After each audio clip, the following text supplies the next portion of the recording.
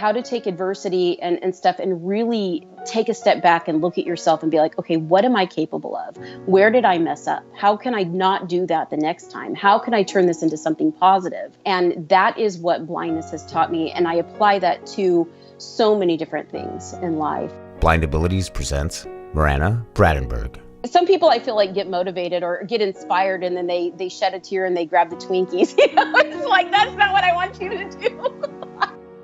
At a young age, Marana lost her eyesight due to diabetes. She has fought back through nutrition and fitness and helping others in the diabetes and blindness communities. It's like every single thing I'd ever known was completely stripped away from me. Marana is also involved with a company that is helping to improve the lives of people with diabetes. Thankfully, the Dexcom has helped out a lot with that too. My trainer was fascinated with it because he's watching in real time how each exercise is affecting my blood sugar. For more podcasts with the blindness perspective, check us out on the web at www.blindabilities.com, on Twitter at blindabilities. Download the free Blind Abilities app from the App Store and the Google Play Store. Activate the Blind Abilities skill on your Amazon device just by saying, "Enable Blind Abilities." Honestly, diabetes is the biggest struggle of all of it. It's if something's gonna take me down, then it's gonna be that. Just taking control, because that's what it's about. It's about taking control and not allowing circumstances to dictate how you're going to live your life. And now, here's Marana Vradenberg. We hope you enjoy. Welcome to Blind Abilities. I'm Jeff Thompson. Physical fitness and nutrition are two areas that tend to lead towards a healthier lifestyle, a healthier body, a healthier mindset. In the studios today, Marana Vradenberg will be talking about her certification as a personal fitness trainer and a nutritionist specialist. Marana will also be talking about her journey through diabetes and a new device that she is involved in that will help people with diabetes monitor and share the information that can save their life. Marana, thank you so much for taking the time to join us in the studios here at Blind Abilities and share your story. How are you doing, Marana? I'm doing well, thank you, Jeff. How are you? I'm doing good. Gosh, it's been a while. It has been quite a while. It's good to be here with you. Always good to catch up. So much to catch up on, and some really great news about your certification. Not one, but two certifications. How about we start right there? Absolutely. Back in July, I received my personal training and my nutrition specialist certifications, and that was exciting. I do believe I'm the first blind person that the International Sports Science Association has certified. There are other, certified personal trainers that are blind out there. I know a few of them, but people that I have spoken to said that they don't know of any that are with the ISSA. So that was kind of exciting. Yes. I like to be the trailblazer. Why not have a blind girl out in front, right? There you go. Trailblazer. I like it. Yeah, absolutely. I am the trailblazers. My goal in getting those is really, blind people in general. I'm all about helping out my fellow blind people and anybody really. My primary focus, though, and what I've really been trying to do is get in with working with injured and disabled veterans, guys that have like PTSD and stuff, in just trying to promote and encourage fitness and athletics as a part of rehabilitation, just because I know what a huge impact it had on me after going through, losing my sight and all that, and really helping me to rediscover my identity and playing in a role in, developing my personality and basically the person that I am today. So the opportunity to be able to share that with others and to make that positive impact is what I'm all about. So yeah, that's what I'm doing. Oh, that's just great. Marana, I remember you as always being involved in nutrition and fitness, and part of that is because of diabetes. Would you mind sharing that with us? Yes. So diabetes is what was the cause of my sight loss. And I was 9 years old. So as far as nutrition advice and stuff goes, what I received whenever I was younger was really pretty poor, very archaic advice. It was basically, don't eat candy and don't eat sweets and you'll be fine. And that proved just to not be the case. And, growing up and wanting to be like the other kids and feeling as well like, okay, it doesn't matter what I'm doing here, it's not working. And I actually had one doctor that told me, she says, well, what do you like to eat? And I said, well, yeah, I like bread. I like pasta. And she's like, well, you can eat a whole loaf of bread a day if you want. I'm just like, okay, and so here I am trying to be compliant and it doesn't work. And so basically I was just like, all right, I'm just going to do my thing and whatever. And you're young. You don't think that complications are going to happen to you. Like, oh yeah, that's for everybody else. And actually this year will be 13 years since I've lost my sight. I had gone to work the day before. I was a hairdresser, drove myself home. I shouldn't have been driving, but we can talk about that later.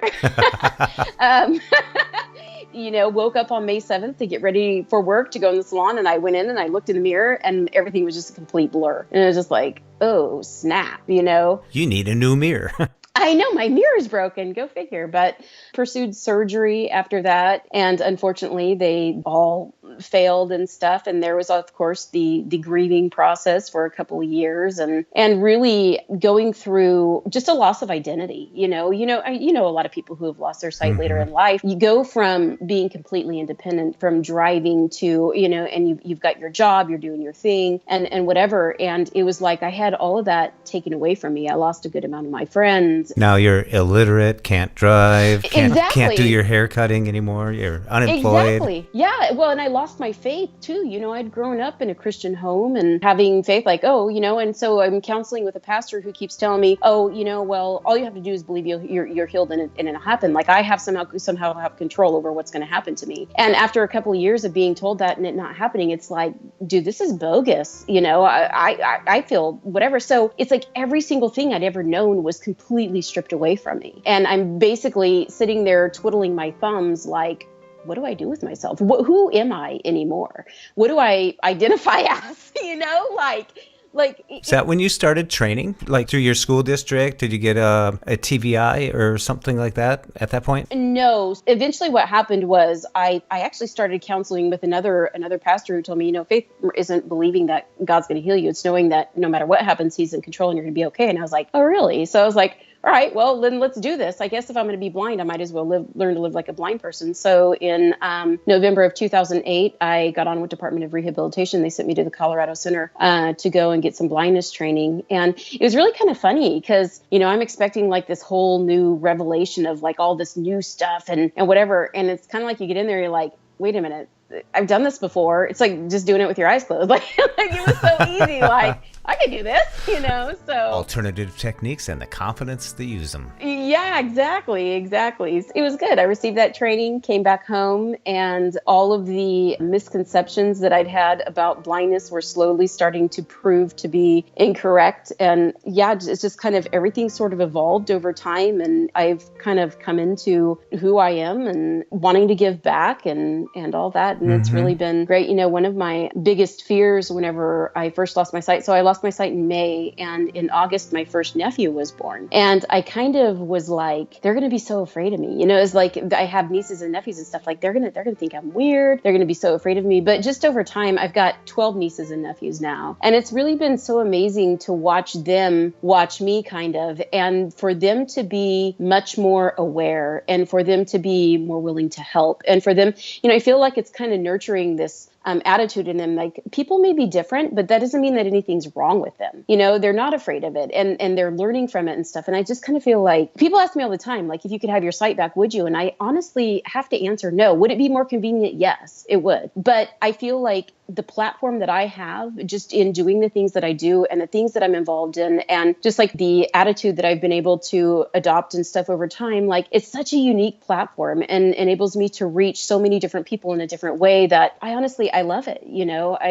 I feel like if I had my sight, then I'd just be another one of however many that's out there trying to do their thing. So yeah, it's kind of like you grow into the skin, and once you get comfortable with it, your perceptions of everything, like you talked about, it broke it down when you got some training and stuff. It broke it down, you start doing that change, and then you come into your own. And I guess with the diabetes, that's what I'm segueing into that. My daughter gave me a book on diabetic, a cookbook for it, and I started checking that out a little bit and stuff. Is that what led you into the nutrition and the fitness and everything? Yes, it was. With diabetes, diet and exercise play a huge role in that. And I felt like I'd gotten so much poor advice over time from doctors that I wanted to know for myself. And honestly, the best nutrition advice that I had ever received was coming from my personal trainers. And so I was like, Hold you on. know, You're not eating a whole loaf of bread a day still, right? no loaves of bread a day.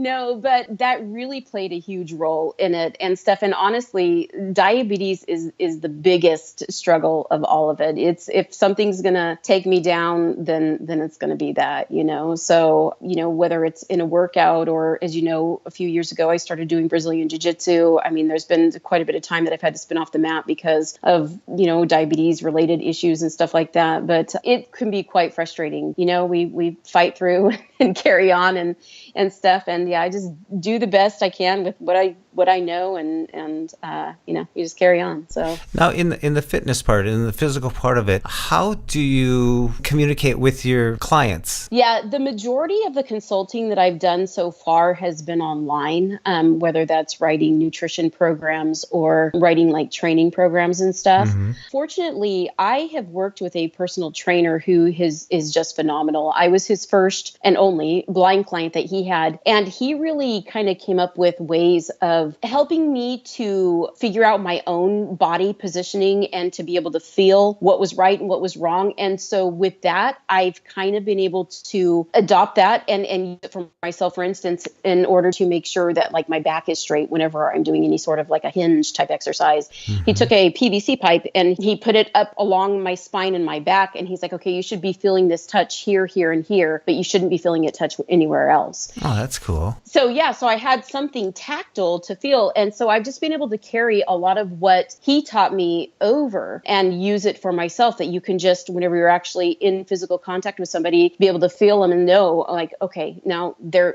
okay. Their positioning is okay. Mm-hmm. So yeah, that was hugely instrumental in helping me to figure out how to do that. You just got to remember to remove the PVC pipe before you leave the club. Yeah. You just got, you know, people will be like, your cane is on your back. There you go. Don't worry, that's my spare. So what led you to the point where you wanted to get certified in these fields? Over time, I've done quite a bit of talking about nutrition. You know, I've did it on blind abilities and stuff like that. Mm-hmm. And I think it was just in wanting to have more of a voice of authority on it, to actually, people in America especially, they like letters behind names. They want to know that, you know, you've got that certification or that you've been trained and whatever. So it was really just for my own personal knowledge to dig deeper into it, make sure I was understanding it, but also to have kind of that certification there or authenticity there. Like, okay, yeah, she's certified. She's been through it. She's not just, you know, gone on Google and researched every diet and come up with her own conclusions. Like, just to have that authenticity behind it. Oh, that's great. So your plans on working with the vets, how's that going? It's been really good. I actually just started working with a group here in my area called the Combat Veterans Hope. They serve all the veterans here in the Central Valley in California. And I went to my first event with them on just this past Sunday and got to sit down and talk with the director and the president of the board. And it was a really, really good time. And they're interested in having me come out and teach like some nutrition classes for them and just giving me the opportunity to be involved and start networking and stuff like that. So yeah, that's been going really, really well. I'm excited to see what other sort of opportunities and door open up. So this isn't the only blindness related part is you to this. This is for anybody with disabilities stemming from vets and other areas. Anything really. Yeah. See, my whole thing is just wanting to share, like we discussed, whenever I lost my sight, I lost my identity. And you have to imagine that other people who have gone through other life-altering things are dealing with the same thing, whether it's an amputation, whether it's a brain injury, and needing to rediscover, okay, who am I as this person? I know who I was before, but things have changed, and trying to rediscover that. And for me, fitness and nutrition and all that played such a huge role in that what I'm wanting to share with others, just in, you feel better whenever you work out. You feel better whenever you're feeding your body properly. And I mentioned earlier that I had started doing Brazilian Jiu-Jitsu. There's one point in time whenever I was walking home from the gym. At that point, I was kind of doing more of like the bodybuilding thing. I was kind of tinkering around with, well, what do I want to do next? This bodybuilding thing is great and all, but I kind of want to push the boundaries a little bit more. And I was literally walking home thinking about, well, maybe CrossFit, maybe CrossFit would be kind of fun. And that's a little bit way to, challenge myself or whatever. And walking home, well, this guy in between home and the gym pulls over in his car and he gets out and he starts yelling at me, telling me to get in the car. And I'm just like, what? Who are you? And so fortunately, one of the personal trainers that I knew from the gym was leaving at that time. And he said, hey, Marana. And he came running down there and, the guy jumped in his car and he left. And he was kind of like, what was that all about? And I was like, I really don't know. And so then I kind of realized, okay, now box jumps aren't going to save my life. So I was kind of like, I need to do something that's going to really help with some self-defense and stuff. And so I had tried some traditional Japanese jiu-jitsu years before, whenever I had been a hairdresser, and thought it was fun. And so I looked it up and I found a team here that they do Brazilian jiu-jitsu. And so I called the guy up and it was just everything kind of evolved from there. Like I went in and I met with him. I had contacted him before I went in and let him know that I was blind. And he said, yeah. And so I got in there. He's like, I've never worked with a blind person before, but I've called some people and found out, how to work with you and stuff. So it was from there that I walked in and I realized, like, okay, these people are willing to teach me. They're willing to go the extra mile, and just kind of finding that so much of life and stuff related to the things that I was learning on the mat, and realizing like I had something to contribute. I went in very, very timid and stuff, but I mean, there was little things like when I decided that I actually wanted to join the team, my instructor was, walking me across the mat, and he kind of was like, and so he grabs the sleeve of my gi, and he's kind of like tugging me along, and I'm like, okay, if I'm going to work with this guy, and if he's going to trust that I know what I need, and he's going to need, he's never worked with a blind person before, so I need to communicate to him how I need him to teach me. He's never done this. And so I said, okay, Tom. I said, this is how we roll. And I grabbed his elbow. And it was like, as soon as I did that, his confidence in me kind of was just like, oh, okay. And we're like, we're swerving through people and stuff. And he's like knowing how to lead me better. And then in working you are the trailblazer. I am the trailblazer. Yes. I was blazing my way, and just being able to nurture different relationships with people there, and, kind of going from feeling like maybe a little bit of a burden, because I don't ever like to feel like the person that is different. You know what I mean? Or I didn't then. But then getting like this affirmation back, like my teammates would tell me, I love working with you because whenever I work with you, I actually have to describe the moves in detail, and it helps me to do them better. It helps me learn better. Or working with one of my teammates who is actually a UFC fighter, and she's our women's coach and stuff. And I'm working with her and I'm scared as heck. You know what I mean? Like, oh my gosh. And so, but she tells me, she's like, I love working with you because you make me think about my hand placement so much better. So it's little things like that I was just kind of like, wait a minute, I'm contributing something here too, and it's been a huge thing. It's been a big thing. So what's it like for you to see these goals or passions that you want to fulfill? Does anything slow you down? Diabetes is the only thing that slows me down, honestly. That's the one thing that it's become like the biggest issue and stuff. And I had to take about a year off of jiu-jitsu and really cut down on my training because I started having issues with my kidneys. I found out that my kidneys the function was down to about 30%. And that really affects like my energy levels and stuff. And that's all diabetes related. And so I took some time off just to kind of get everything there on track. I'm realizing, okay, if I'm not healthy on the inside, then it doesn't matter what's on the outside. Like I need to get this figured out. And so I hired a dietitian that could help, and I'm seeing a nephrologist and stuff, and things are kind of getting squared away with that. And then more recently, I had taken off several months. Actually, this week I'll be going back. I've developed some hypoglycemic unawareness, meaning that whenever my sugars are dropping, I'm not feeling it. And so between December and March 7th, my family had to call out the paramedics no less than, I'm going to guess, like 9 times because my sugar had dropped and they'd found me completely unresponsive. I was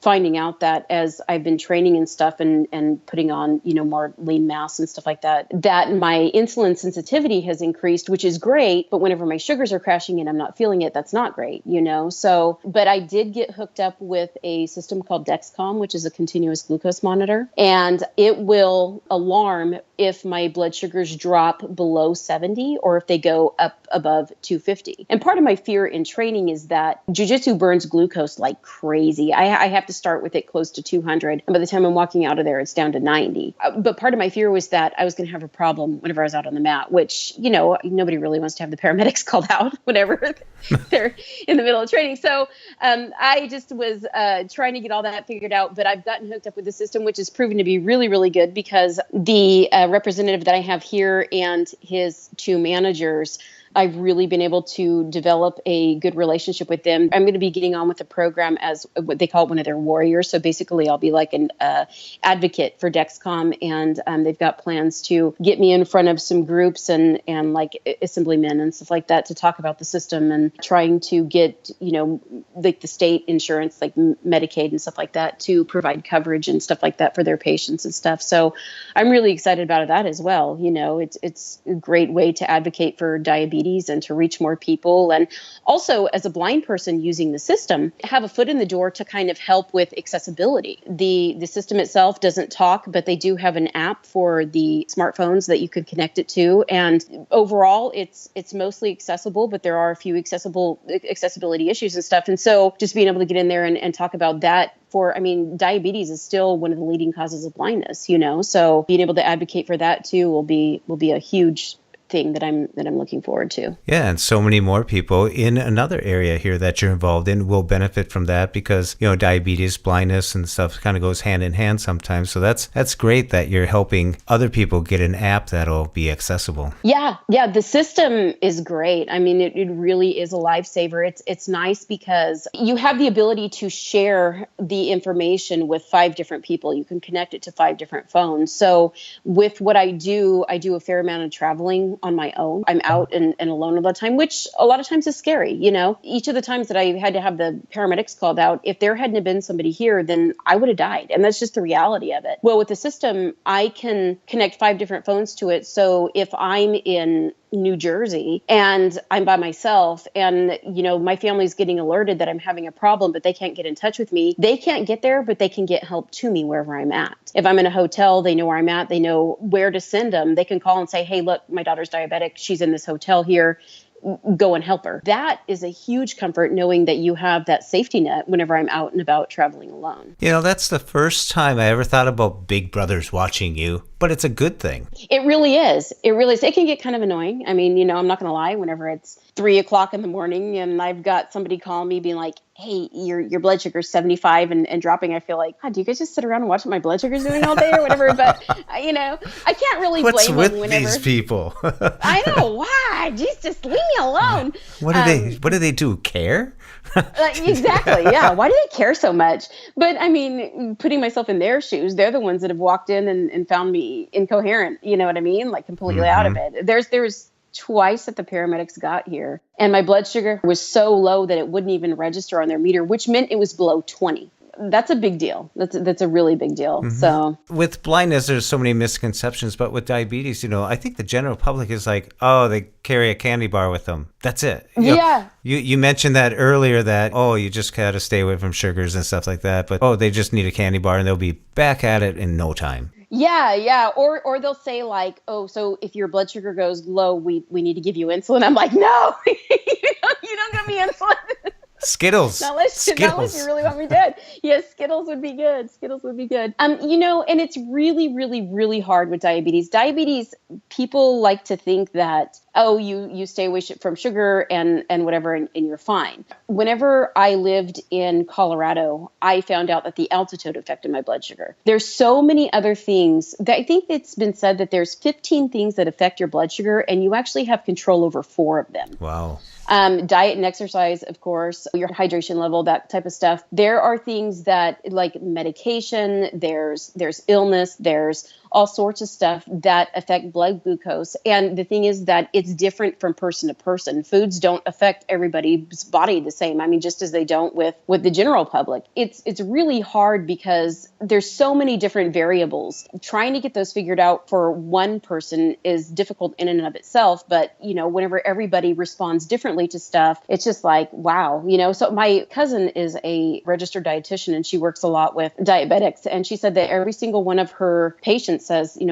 doctors don't know anything about nutrition, which really is sadly true unless they're interested in it. That's kind of a lot of the reason why I got involved in doing what I'm doing too, so that I can actually help not just myself, but other people too, because it's kind of a guessing game. You really got to get in there and figure out, okay, why is this doing this? And thankfully the Dexcom has helped out a lot with that too. My trainer was fascinated with it because he's watching in real time how each exercise is affecting my blood sugar. Can you explain the Dextron? Is that a device that's built in or attached or what? Okay, so the Dexcom has two parts right now. There's the transmitter that holds the sensor, and then there's a separate piece that's a receiver. The sensor goes inside of the transmitter, and you wear it in your abdominal area. It's got a little filament wire that goes right underneath the skin, and it actually detects the glucose in the fluid that is outside of the blood cell, and it monitors that continuously. I get readings of what my blood sugar is every 5 minutes to my receiver. In real time? In real time, yeah. In real time. The transmitter and the sensor, it's probably about the size of like peanut in its shell. Not real big, but you just wear that on your abdomen. It's got adhesive that goes around it and stuff and stays there. You wear it for a week at a time. Then you change out the sensor and you switch spots on your abdomen. Yeah, that's it. It's really not very big. They say that in a couple of years, it's going to be the sensor and the transmitter or the receiver will be in one, and it'll be about as big as a Skittle. Oh, wow. Yeah. That's so much different than I remember people, always having to do the pricking their finger, then doing a test, a reading, judging it, and keeping track of this information they give to their doctor and stuff. And now this real time, are you able to take this information and pass it along to your doctor? Yeah. So the receiver holds a month's worth of glucose readings, and algorithms and stuff, like it'll tell you where you're trending. Like, okay, every night at about 3:00 in the morning, your blood sugar is going up to, whatever. And so it really helps you to be able to fine tune your insulin intake and that type of stuff. And as well, it will tell you if you are, at 150 milligrams per deciliter. If you're at 150 and your blood sugar is going up, how fast is it going up? If you're stable, is it staying the same? Or if you're 150 and going down? Because each of those is going to make a difference in how much insulin you give yourself to correct that. Mm-hmm. If you're 150 going up, you're going to give yourself a little bit more than you would if it's stable. And if it's going down, then you're not going to want to correct. You're going to want to wait and see, okay, how far am I going down? It's so much information in one little bitty device, and each of those pieces of information is just life-changing. It really is. Like it helps so much. What I found after I got connected with the Dexcom, that's whenever I discovered that they have what's called the insulin to carb ratio, and they also have the insulin sensitivity, which is how many points will 1 unit of insulin bring my blood sugar down. Well, my insulin sensitivity was always 1 for 40. So 1 unit of insulin would bring my blood sugar down 40 points. Well, with training and stuff like that, in developing more muscle and whatever, my insulin sensitivity shot way up. My 1 unit of insulin was bringing my sugars down now like 70 points. But I was still giving myself the amount with it as if it was going to bring it down 40 points. And so basically with all those crashes that I had calling out the paramedics, I just overdosed myself. I didn't realize that my insulin sensitivity had gone up so much, and that was a problem. But I didn't discover that until I was connected to the Dexcom. And with all this feedback, you're able to ratio all that. Yeah. With all the feedback, you're seeing the patterns and all that, and recognizing like, oh, well, this is what's happening, So, and as well, knowing, with a finger stick, you do get what your glucose is currently, but you're not getting the information to know, okay, is it going up? Is it stable? Or is it going down? Because each of those, like I said, is going to make a big difference in how much medication you give yourself to fix it. So you've come a long ways from when you're first diagnosed that, I'll handle this, I'll just wing this and nothing will happen to me, to finally learning that this is very important information, then taking a passion with it, and now sharing it with so many. Absolutely. Yeah, definitely. Yeah, life is, you go from, nothing's going to happen to me, to going blind and realizing I don't want to deal with anything else. You know what I mean? Like, I know what else can happen, and I want to prevent as many complications as I can and stuff. And even so, I believe in purpose and reason, and I think I'm discovering my purpose for being in the situation that I am and stuff. I just try to embrace all of the life lessons that I've learned with blindness and with others and stuff, and really developing an attitude of just like great gratefulness and thankfulness for being able to accept it the way that I have, and for having the heart and the desire to just kind of share that with others, and stuff. It's kind of funny, I mean, you deal with this too. Like people, I was on the plane the other day and I'm getting off, and one of the flight attendants says, "Oh my gosh, I was just watching you and like, you're just so amazing." I'm like, I got up and went to the bathroom one time, and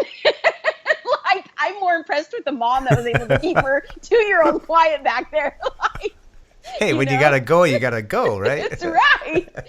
So anyway, it's just like people, but blindness is the number one fear disability. People, that's statistically, that's been true for a long time. And you get here and you realize, it's really not that bad. I can't drive, whatever, but there's plenty of people to drive me around. It's not that scary. And stuff. Maybe my attitude, I know my attitude's different than a lot of people, but like I said before, I feel like it gives me a very unique platform and stuff. And for me, I feel like exceedingly average, like I'm just out there. All I'm doing is what I want to do. But for some reason, people find that motivating to still get out there and do what you want to do, even though you've got this like huge hurdle, or what they see as a huge hurdle. It's just like, all right, whatever. Well, I'll tell you how I do it. And then you just do it. It's pretty much it. But Marana, I'm sure there's some listeners that maybe are dealing with diabetes. What suggestions would you have for someone who's wearing the shoes you once wore? My suggestion would be to really start paying attention. I would seek out the help. If they're having an issue with getting their diet under control, or figuring out, why are my blood sugars going up with this, or why are they going down with this, or whatever, working with specialists in the field, an endocrinologist that knows. And also there's a number of resources. Diabetes is so prominent in our society today, not just type 2, but even type 1. They're having more, which type 1 is an autoimmune disease, but they're having more and more. So the information that's out there and available is so much better than it was whenever I was younger. So just start seeking out resources. There's a Diabetes Daily, which is a website, and they interview some really, really amazing people. That's how I found my first personal trainer that I was working with. And getting in touch with somebody like that can help write a nutrition program and put you on this. And you kind of start with a baseline and you see where things go from there, and you kind of learn your body. It's really a matter of learning how your body works. How does your body respond to different foods? How does your body respond to stress? How does your body respond to, all those different things that can affect blood glucose? And that would be my best advice to them is start working with people who know. Well, it's really great that you have taken this initiative to educate yourself and be professional at this stuff, because other companies and other organizations certainly recognize the value you bring to them, and having you come and help them talk about the nutrition and fitness. I think that's awesome. Yeah. It's definitely something that I enjoy. I enjoy sharing, and I think it's great to be able to have that experience myself, and to be able to share that with others, and to hopefully encourage others in just gaining control over their own health, and if they have diabetes or whatever they're dealing with, whether it's blindness or some other disability or whatever, like just taking control, because that's what it's about. It's about taking control and not allowing circumstances to dictate how you're going to live your life. Like, okay, well, this is what I want to do. How can I find a way to it? But I feel like so many people get lost in the shadow of their disability, whatever that may be. It's like they stand there under it. And I learned that you can't see a map if you've got it right up against your face. You kind of have to pull it back in order to see the route and see the way around and stuff. And that's kind of how I've looked at like blindness and even diabetes and stuff, is kind of just taking a step back and be like, okay, what other way can we do this? Because whatever way we're going now is not working. And it's hard to get over those hurdles whenever you're right up on them, Mm-hmm. Well, I'm glad you gave up cutting hair, though. I do have to say that. You can't. I don't think I could make it profitable, but one of these days, I've got some friends that are still in the industry, and one of these days we're going to hit the streets of Hollywood, and you may or may not see a YouTube video of out there. I think it'd be an interesting experiment to see how many people would actually let a blind person cut their hair. That's interesting. I think I could still do it. I've actually got some people that are willing to be guinea pigs, because if we're looking at doing like a haircut for a woman that has to be like real precise, if it's real blunt, then probably that would be hard to pull off. But if it was more of like a feathery kind of like a razor cut or something like that, I think I could still do it, because I could still feel and judge, how it is, and my guarantee. You could bring back the shag. I could bring back the shag, yes, and my guarantee would be that each haircut would be unique. There you go. It's so nice to hear how you talk about all this stuff and the fun that you have in it. That's being comfortable with everything. And so many people need to, get to that point. And it's so nice to come back and talk with you about this stuff. And you are a great ambassador for the blind and people with diabetes. And I'm excited for you because you're on a journey right now that is so positive, and you have ambitions, and you're chasing your dreams and fulfilling your passions. Yeah, I'm excited too, and it's good to be excited, especially after. For me, blindness became kind of like a baseline. Like, okay, you've been through this. Now, what else can you take on? And that's a pretty big baseline. Like, okay, what am I going to do with myself after this? And it's taught me so much about how to take adversity and something that could be crushing and channel that into a fuel and a drive to succeed. How to take adversity and stuff and really take a step back and look at yourself and be like, okay, what am I capable of? Where did I mess up? How can I not do that the next time? How can I turn this into something positive? And that is what blindness has taught me. And I apply that to so many different things in life. And had it not happened, I wouldn't have that perspective. I'm thankful. But I'm thankful for people out there like you guys too, who are out there trying to reach. And, I'm always happy to come on here and talk about whatever. Happy to toot your horn. Oh, believe me, I like what you've been saying. You're going to be on here more than you opened your mouth there. No, absolutely. I love it. I do. I love the opportunities to speak and stuff. And I feel like if it can just help one person to realize, you know what, my life's not over, and to do something other than, some people I feel like get motivated or get inspired, and then they shed a tear and they grab the Twinkies. It's like, that's not what I want you to do. Get up and do something. So you said it all right there. Get up and do something. Because every time you get on the bus, every time you're using some transportation, you're downtown, there's 60 people on that bus that get to see a competent person who happens to be blind. Are they going to work or not? No one knows. But you're not just that Waldo out there, and people just, well, they kind of do pick you out because of the cane probably, or a guide dog or something. But they see someone going into a building, doing stuff. You're changing, you're impacting people all the way along the line. And here you're getting involved on the mat. You're fighting. You're going through all these different areas and stuff and educating so many people about another part of you, the blindness aspect of it. But you're still, you're advocating for the tools they use with diabetics and everything. So it's really great to hear what you've been doing, and I'm excited. And yes, we're going to have you on again. Absolutely. You just let me know when. I'll be happy to do it, Jeff. So how would someone be able to get a hold of you? Anybody in the world. They can reach out Why to not? me. Exactly. I am on Facebook, Marana Vradenberg. I'm on Twitter at Marana Loop. It's MARANALOOP. I'm on there. They can reach out to me on there, social media, whatever. I do have an email. It's Miss Marana, MISSMARANA @gmail.com. So, yeah, they can get a hold of me anyway. I'm sure if they reached out to you as well, you're more than welcome to give out my info. You know how to get in touch with me. So. Mm-hmm. And we'll put all this information in the show notes for everyone where they can just click on it and check it out. Absolutely. But yeah, Jeff, it's been great. Thank you for giving me a little bit of a platform here to be able to talk and stuff. So I know once upon a time you hit me up about some nutrition stuff. So, if there's anything I can do for you in that area, I'm always happy to help. It's so neat when you come across someone that kind of specializes in that area that you want to tap into some questions. And I'm sure you get a lot of the same questions, but it's just neat to hear your passion in it. And so congratulations on all your achievements, your certification, and taking it to the next step. I try to. Anyway, but definitely it's always a pleasure to share and stuff. And I look forward to being in touch with you here in the near future and stuff. So, yeah. Great. Well, we'll definitely have you back on the show, especially when you get that big lineup with the haircuts. Absolutely. That'll be phenomenal. Maybe I'll even make it into Vogue or something.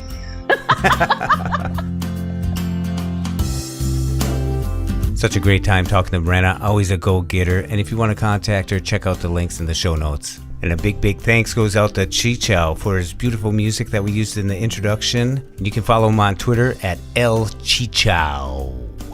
And we used a little bit from Stephen Letness. And you can find Stephen on Twitter at Stephen Letness. So once again, thanks for listening. We hope you enjoyed. And until next time, bye-bye.